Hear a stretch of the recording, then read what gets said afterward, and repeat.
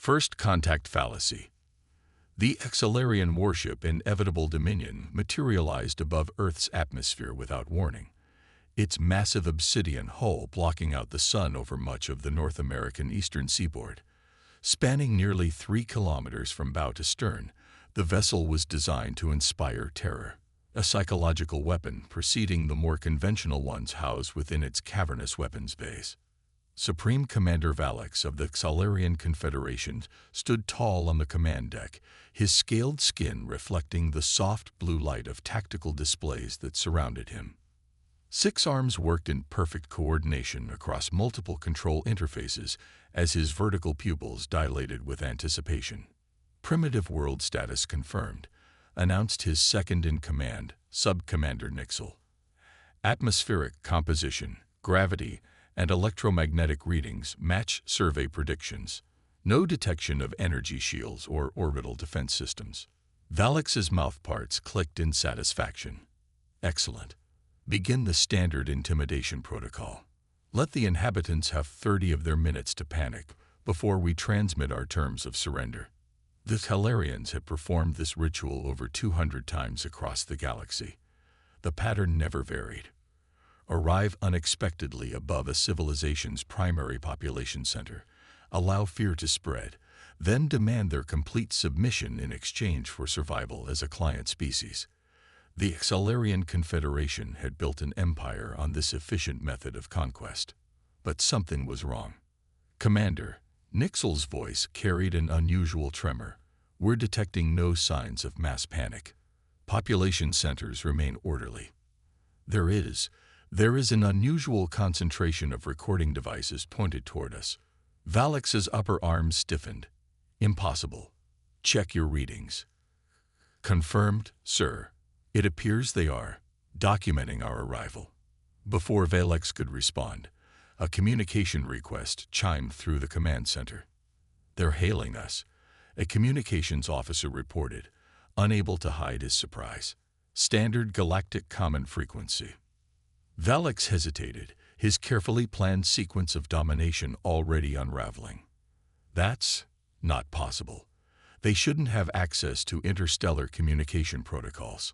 The signal is coming from a facility designated United Earth Defense Command, the officer continued.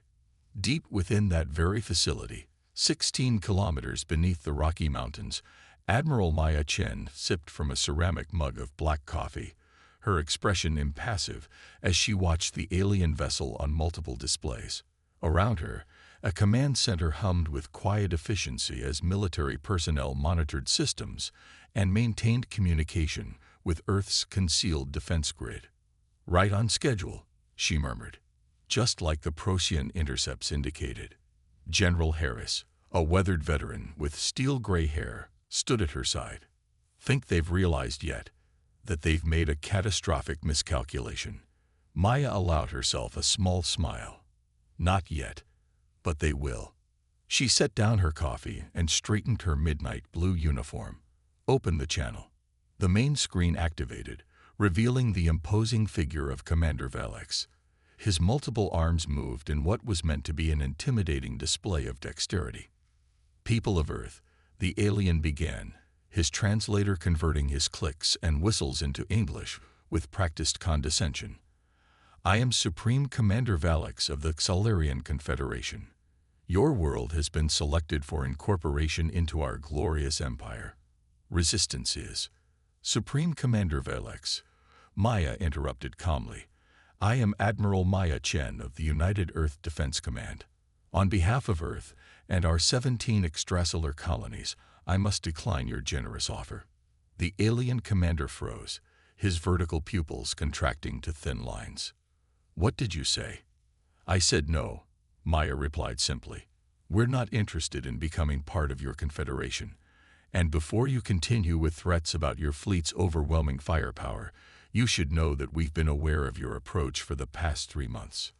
On the screen, Valix's scales flushed a deep purple, a sign of confusion and anger in Exalarian physiology, according to the classified xenobiology reports that Earth intelligence had compiled over the past decade. That's impossible, Valix hissed. Our approach was conducted under complete stealth protocols. Maya nodded to her communications officer, who transmitted a data packet to the Xalarian vessel. These are the tracking logs of your fleet's movements since you entered the Orion Arm. We've been monitoring your conquest patterns for some time, Commander. Your tactics are predictable.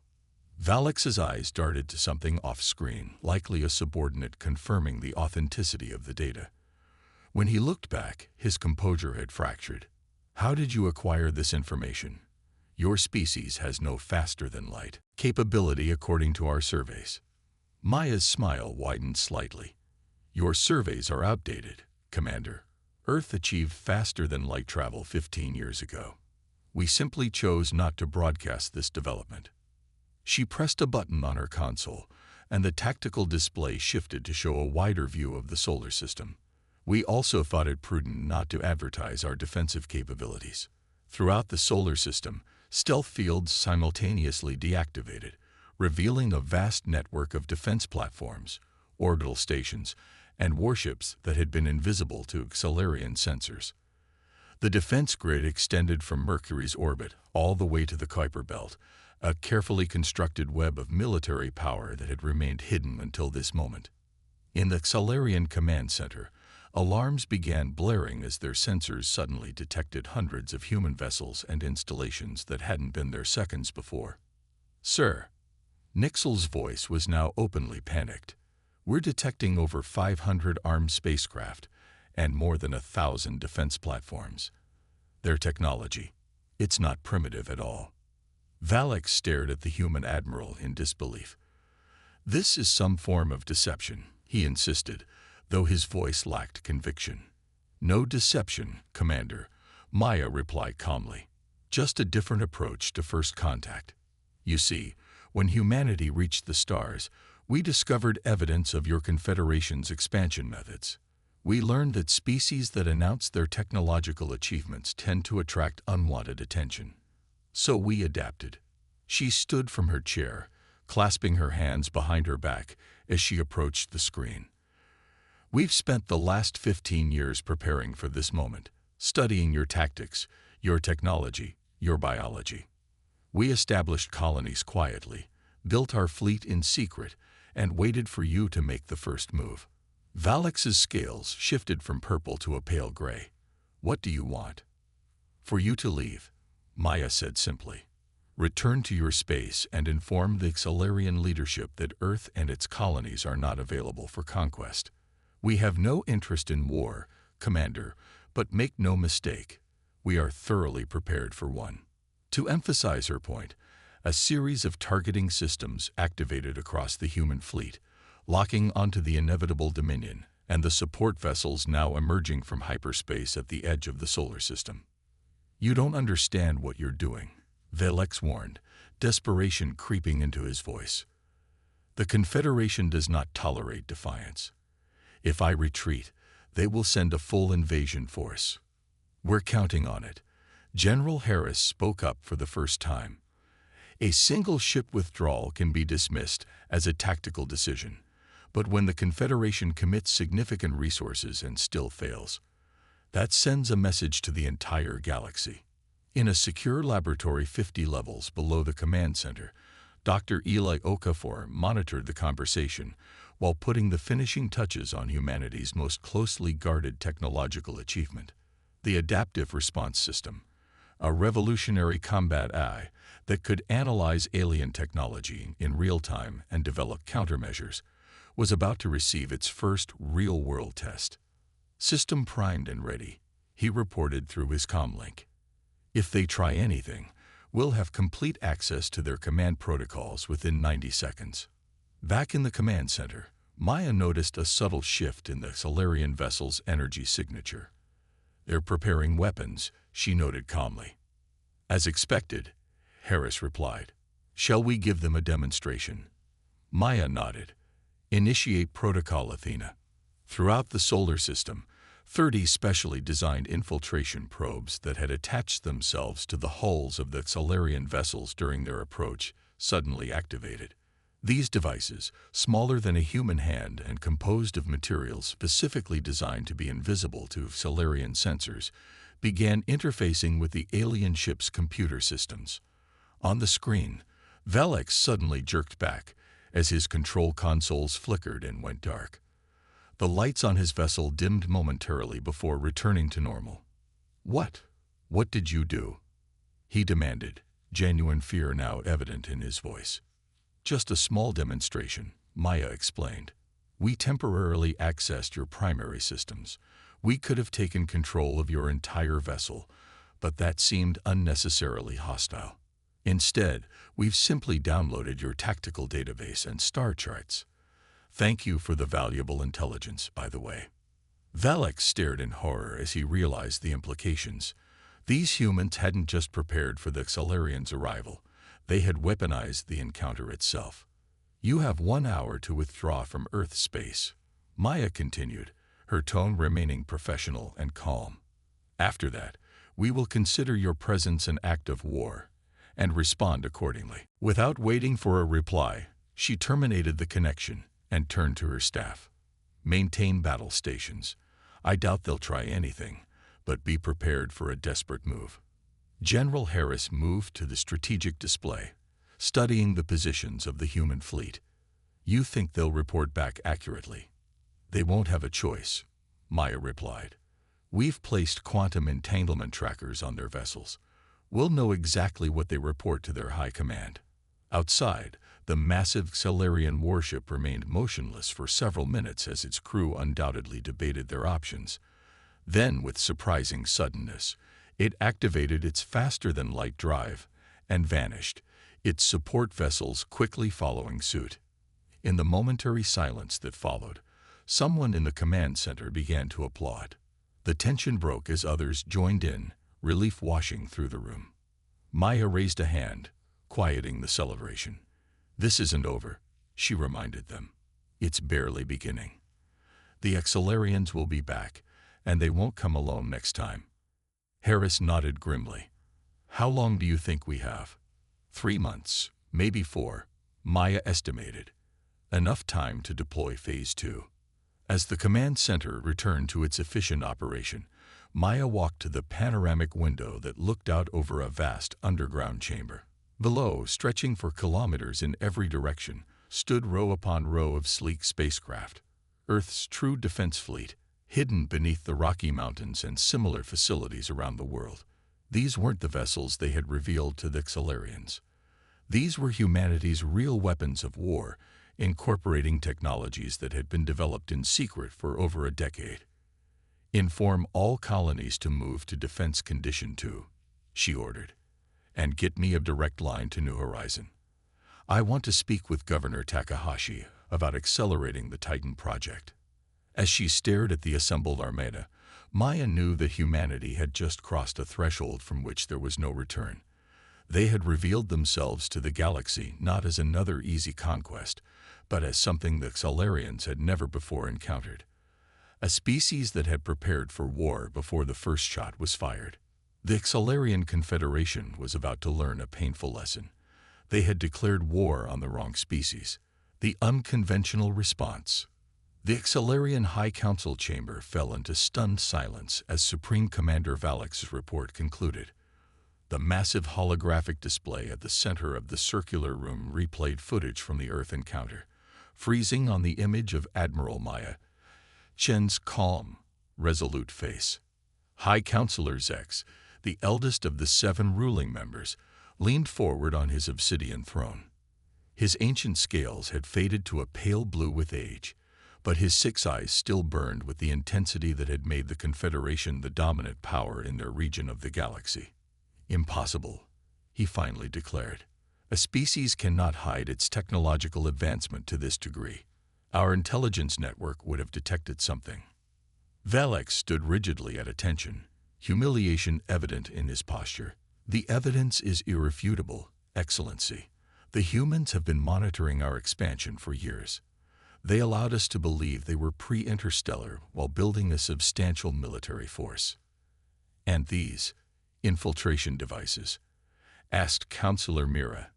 the only female on the High Council. You claim they bypassed our security systems, as if they weren't there. Yes, Counselor. Our technical division is still analyzing how they penetrated our defenses so effortlessly. Preliminary reports suggest they developed their technology specifically to exploit weaknesses in our systems. High Counselor Zex's mouthparts clicked rapidly, a sign of extreme agitation. This changes everything. No species has ever prepared for us this way. He turned to the military strategist standing nearby. General Krav, your assessment. The heavily decorated general stepped forward, his scales gleaming with polished combat medallions. These humans represent an unprecedented threat, Excellency, not because of their technology alone, but because of their approach. They studied us before we knew they existed. They developed countermeasures before we engage. This suggests a strategic mindset unlike any we've encountered. You recommend? Zex prompted. Immediate, overwhelming force. Krav replied without hesitation. We must commit at least 60% of the Grand Fleet. No measured response, no escalation protocol. We hit them with everything, immediately. Counselor Mira's scales shifted to a thoughtful green. I disagree. This species has demonstrated remarkable foresight. If they anticipated our initial approach, they've likely prepared for our standard military response as well. What alternative do you suggest? Zex demanded. Send an envoy. Open diplomatic. Weakness. Krav interrupted. The Confederation does not negotiate with lesser species. Zex raised a hand for silence. We are not dealing with a lesser species, General. That much is clear. He stared at the frozen image of Admiral Chen. Assemble the Grand Fleet. We will crush this threat before it spreads. As the council chamber emptied, Mira approached Zex privately. This is a mistake, old friend. The ancient ruler's scales darkened. Perhaps, but it is the only response our people will accept. The Confederation cannot appear weak, even if it costs us everything. She asked softly. Zex had no answer. On the outer rim of human space, the colony world of New Horizon gleamed like a blue-green jewel against the blackness. Originally established as a research outpost, it had grown into a thriving community of 3 million people in just over a decade. In the Planetary Defense Center, Governor Takahashi reviewed the latest intelligence reports with his military advisor, Colonel Santos. The holographic display showed the movement of Solarian forces, a massive armada assembling at their forward staging area. They're coming in force, Santos observed. Far more than we anticipated. Takahashi nodded gravely. Admiral Chen's strategy worked almost too well. We revealed enough to frighten them, but not enough to deter them. The Titan Project, Santos asked. Final testing phase. Dr. Okafor arrived yesterday to oversee the integration. Takahashi gestured to a secure facility nestled within the mountain range that dominated New Horizon's northern continent. If it works as designed, the Solarians are in for quite a surprise. Within that facility, Dr. Eli Okafor stood before a wall of screens displaying complex simulations. At 43, he had already revolutionized quantum computing and artificial intelligence, but the adaptive response system was his masterpiece, a defense system that could analyze alien technology in real time and develop countermeasures within seconds. Run the simulation again, he instructed his team. Focus on their shield harmonics this time. His assistant, Dr. Yumi Nakamura, adjusted several parameters. Sir, we've run this scenario 14 times. The ARS consistently breaks through their defenses in under 30 seconds. And I wanted to do it in 20, Eli replied without looking up from his datapad. The Solarians will adapt after the first engagement. We need to stay ahead of their learning curve. Yumi sighed but complied. She had worked with Eli long enough to know his obsessive attention to detail had saved lives before. Running Simulation 15. The screen displayed a virtual Solarian warship encountering the ARS defensive grid. Within 22 seconds, the alien vessel's shields failed, and its weapon systems went offline. Eli nodded in satisfaction. Better. Now let's. The facility's alarms suddenly blared to life. Proximity alert announced the facility's eye. Multiple faster-than-light signatures detected at system edge. Identification. Solarian military vessels. Count. 700 and rising. Eli and Yumi exchanged shocked glances. They're here already, Yumi whispered. Intelligence said we had at least another week. Eli was already moving toward the command center. They're learning too. Get the ARS online now. Aboard the Solarian flagship Indomitable Conquest, Fleet Admiral Draz watched with satisfaction as his armada of over 800 warships emerged from faster-than-light travel. New horizon lay before them, the nearest human colony to Solarian space, and their first target in what would be a systematic dismantling of this upstart species. No immediate response from their defenses, reported his tactical officer. We may have achieved surprise. Draz's scales rippled with pleasure. Launch the first wave. Standard conquest formation. 200 Solarian strike cruisers accelerated toward the blue-green planet. Behind them, the remainder of the fleet spread out in a hemisphere formation designed to prevent any escape. On the bridge of the lead strike cruiser, Captain Relk anticipated an easy victory. The intelligence briefing had identified New Horizon as a research colony with minimal defenses, an ideal first target to demonstrate Solarian might. Weapon systems at full capacity, his weapons officer reported.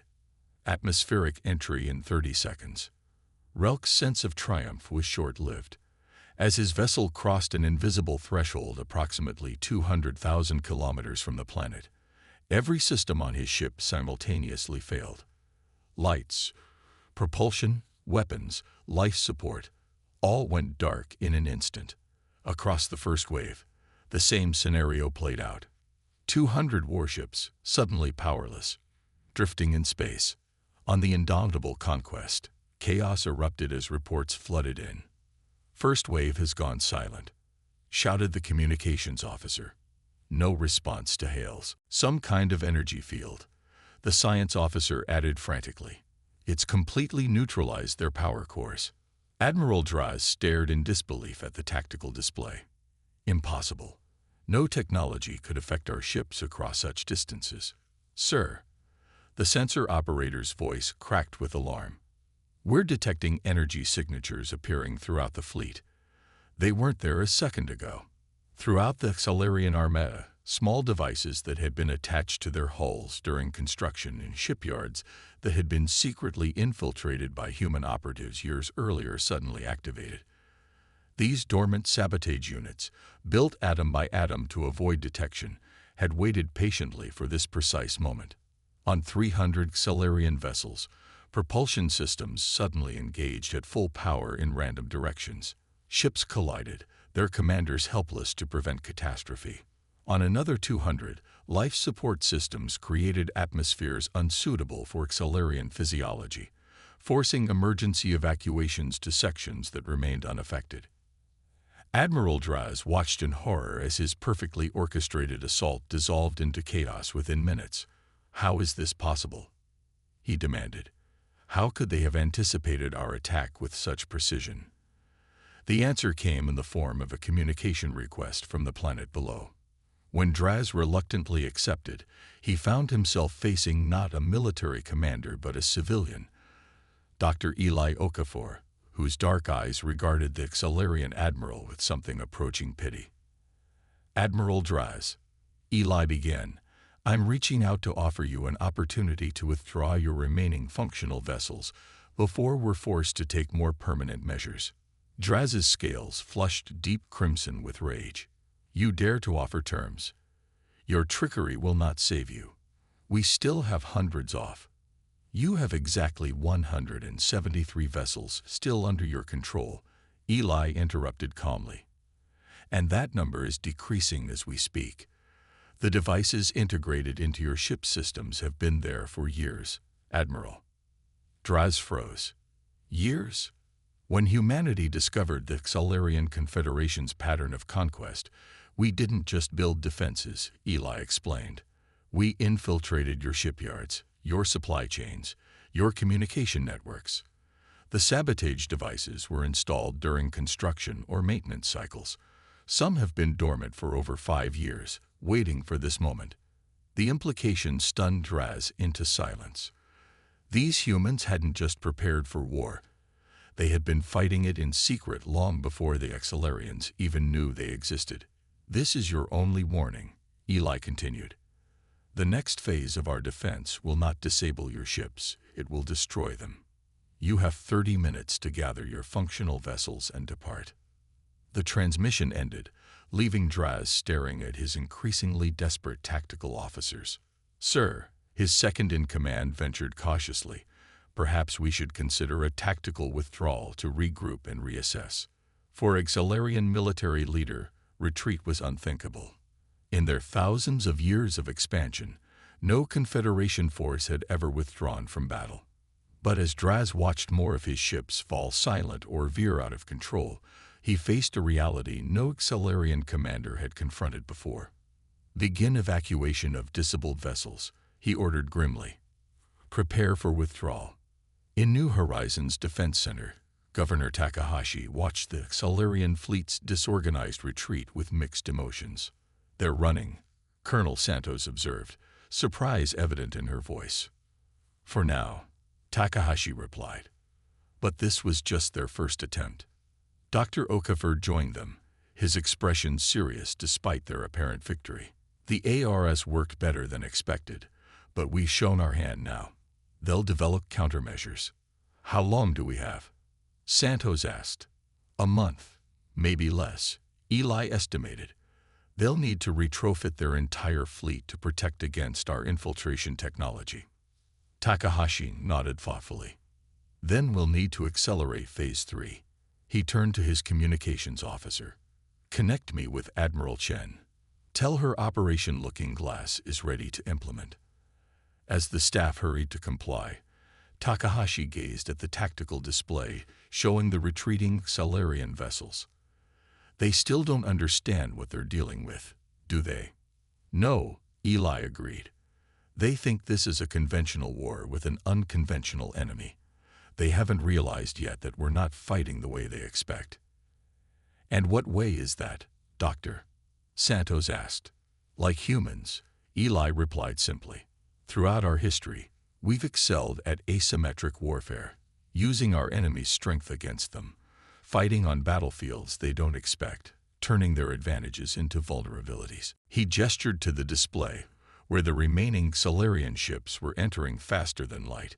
They built their empire on intimidation and overwhelming force, but we've spent our entire existence adapting to threats, surviving against the odds, finding creative solutions to seemingly impossible problems. We're not just fighting with different weapons, we're fighting with a fundamentally different philosophy. Takahashi's comm unit chimed with an incoming transmission.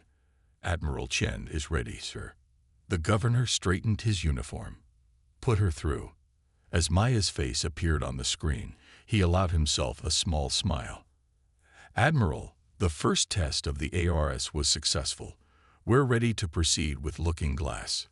Maya nodded, her expression grim but determined. Excellent. Our intelligence indicates the Xalarians are recalling forces from throughout their territory. They're preparing something bigger. How much bigger? Takahashi asked. Everything they have. Maya replied. Our infiltrators in their central command report they're mobilizing their entire military. Nearly 3,000 vessels. The room fell silent as the implications sank in. Then we proceed as planned, Takahashi said finally. Looking Glass begins immediately. As the transmission ended, Colonel Santos approached her governor. Sir, with respect, can we win against 3,000 warships? Takahashi looked at the star map displaying human and Xalarian territory. Colonel, victory in this conflict was never about destroying their fleet. It's about changing their perception. And for that, we don't need to win a conventional war. What do we need? She asked. His eyes narrowed. We need to become their worst nightmare. Throughout human space, a coordinated operation began unfolding.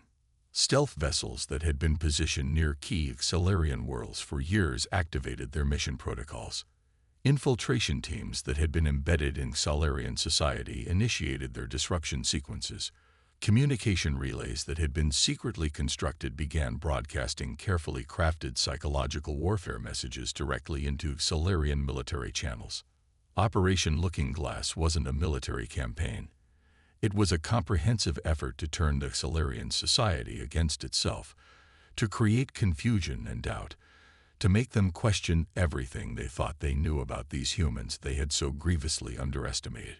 And deep within Xalarian space, a single human operative named Marcus Way, who had spent 7 years disguised as a maintenance worker on the Xalarian homeworld, accessed a secure terminal and uploaded a simple message to the Planetary Information Network. You didn't declare war on Earth. You declared war on humanity, and we've been preparing for this moment for longer than you can imagine. Within hours, the message had spread to every corner of the Confederation, sowing the seeds of fear that would bloom into full-blown panic when the next phase of humanity's response began. The terrible understanding. The Grand Council chamber of the Galactic Conclave hummed with tension as representatives from 17 spacefaring civilizations gathered for an emergency session. Located in neutral territory at the center of the Perseus Arm, the Conclave had served as an arbitration forum for interstellar disputes for over a millennium. Today, however, they faced an unprecedented situation. Elder Xorix of the Talarian Union, the current head of the Conclave, called the session to order. His translucent, crystalline form pulsed with soft blues and greens as he addressed the assembly. We are convened to address the rapidly escalating conflict between the Xalarian Confederation and the previously unknown species called humans. His harmonious voice resonated through the chamber. This conflict threatens the stability of 3 sectors and potentially the established order of our galactic community. On one side of the chamber, the Xalarian delegation sat in rigid formation, their scales uniformly darkened to formal black. High Counselor Zex himself had come, marking the gravity of the situation. Opposite them, a single human representative stood calmly, Admiral Maya Chen, whose composed demeanor belied the fact that she represented the newest arrival to interstellar politics. High Counselor Zex will present the Xalarian physician, Elder Xorix announced. The ancient Xalarian rose, his movements deliberate and dignified despite his age. Esteemed members of the Conclave, the Xalarian Confederation stands before you as victims of unprecedented deception and aggression. The humans. He gestured toward Maya with undisguised contempt, have engaged in systematic espionage, sabotage, and psychological warfare against our people. Murmurs rippled through the chamber as Zex continued. They infiltrated our society years before formal contact. They planted destructive devices throughout our infrastructure. They targeted civilian communication networks with propaganda designed to create fear and unrest. His voice rose with controlled indignation. These are not the actions of a civilized species seeking peaceful coexistence. These are the calculated maneuvers of a predator. When Zex finally sat, Elder Xorix turned to Maya. Admiral Chen, you may present humanity's response. Maya approached the central podium with measured steps.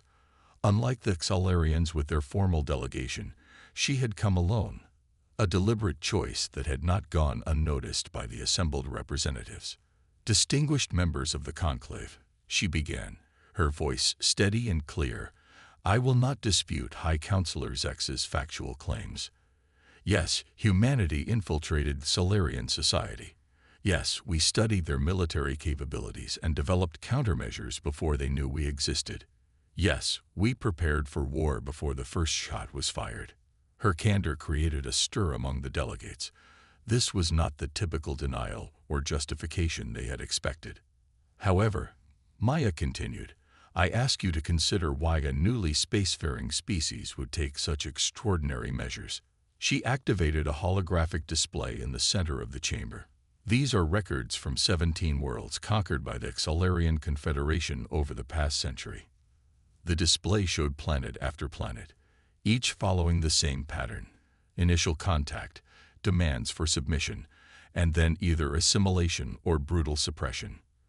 When humanity developed faster than light travel 15 years ago, we discovered evidence of this pattern.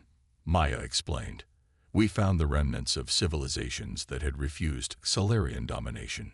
We intercepted communications detailing their conquest protocols. We realized that by traditional metrics, we would be deemed a viable acquisition target by the Confederation. She paused, allowing her words to sink in. So we adapted. We hid our technological progress. We studied our potential adversary. And we prepared defenses specifically tailored to counter their methods of warfare. Maya turned directly to the Solarian delegation. We never wanted war. Even now, after multiple attacks on our worlds, we have not launched a single offensive strike against Solarian territory. Every action we've taken has been defensive in nature. High Counselor Zex leaped to his feet. Lies. Your operatives have disrupted our planetary networks. Your psychological warfare has caused civil unrest on 3 worlds. Information is not aggression, Maya countered calmly.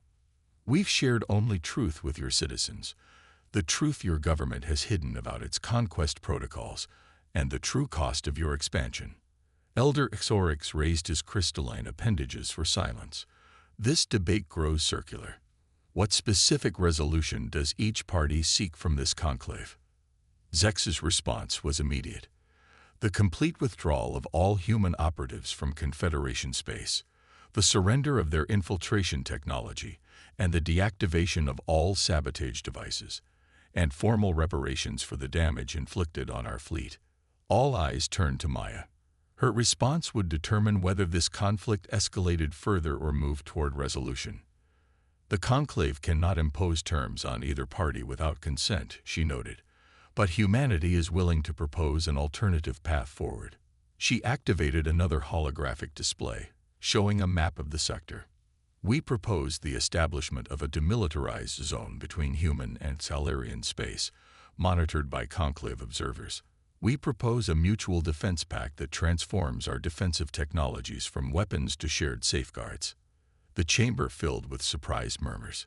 Few had expected such a conciliatory approach from a species that had demonstrated such formidable defensive capabilities.